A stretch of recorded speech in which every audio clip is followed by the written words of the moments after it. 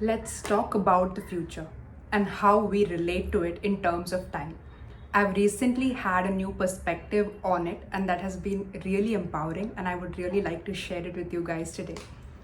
So, this is how it works, this is how it is. Like, the nature of life is uncertain, which means just like tomatoes are red, life is uncertain, which means your future, like all the time after this point, is uncertain, right? That is the nature of it. But here comes in the brain's tendency to project its projection onto this timeline about what could happen. And this usually comes from its own database of your history, of your past experiences, and what is your identity based on these experiences. That I am this, I am this, I am this. And based on this database, it creates projections into the future, and that is what it does from a survival standpoint, which means it tries to maximize your chance of survival by projecting the worst case scenarios based on your history so that you can survive. It not only creates these projections, it also devises whole ass strategies backwards from it so that you have the maximum chance of surviving and being successful. You are not afraid of the future. You are afraid of a projection, that is an imaginary scenario of the future that your brain has created. Depending upon the nature of that projection, you can feel all kinds of, like, all ranges of emotions, starting from concern, mild concern, fear, anxiety, panic, to absolute terror. Or how you can help yourself out of this is imagine like a scared child who is scared to give a performance, to go on stage, or to give a test. How would you naturally console that child? You would be like, it's okay, you'll be okay, you'll do well. Even if you don't do well, you'll be okay. Just imagine yourself like a scared child, where and give yourself that consolation about your fears of the future, right? The basic emotion around your future is fear based on these projections. To give a vulnerable or like an example from my own life, so till 10th standard, I was the academically well student. I was known for it.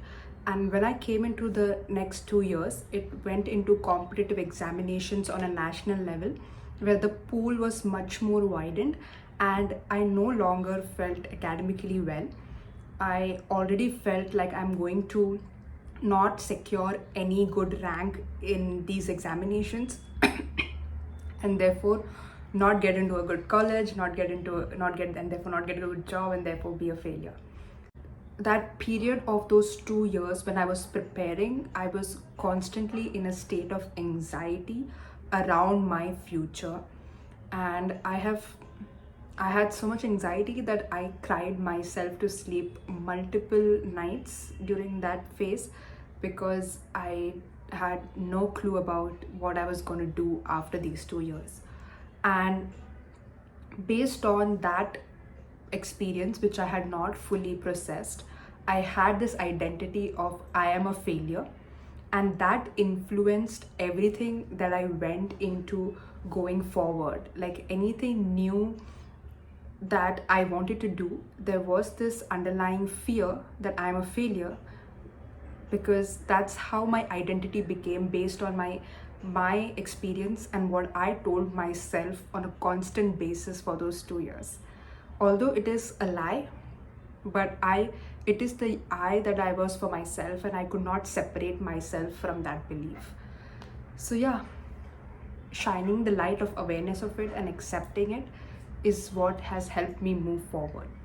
If you did not have a past or a history, you would not have a limited you, and therefore if you did not have a limited you would not have any fear about the future. You would just be unlimited possibilities, right? If there are these limited ideas of yourself that are keeping you small, stuck, and isolated, and you need help with dissolving them, or removing these cocoons that you have built around yourself, I have a one-on-one coaching container where you can, for which you can sign up from the form below, and we can work together to dissolve these limiting beliefs and emotions. So to conclude this whole video, your future is in actuality a blank paper. What are you putting on it? I'd like to give you two questions for reflection. Quote Carl Jung: unless you make the unconscious conscious, it will direct your life and you will call it fate. So let's make your unconscious about this future conscious by you can journal on these two questions.